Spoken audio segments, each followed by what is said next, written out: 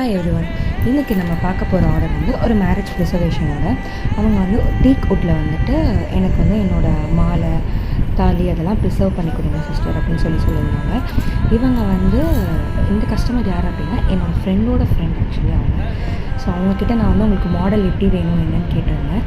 So அவங்களுக்கு ஒரு reference பிக்கெல்லாம் அனுப்பி ஸோ அவங்களுக்கு எந்த மாதிரி மாடல் வேணும்னு டிசைட் பண்ணி அதுக்கப்புறமா தான் ஃபைனலைஸ் பண்ணி இந்த மாடல் வந்து ஸ்டார்ட் பண்ணியிருக்கோம் நம்ம. சரி, அவுட்கம் எப்படி இருக்குன்னு பார்க்கலாமா?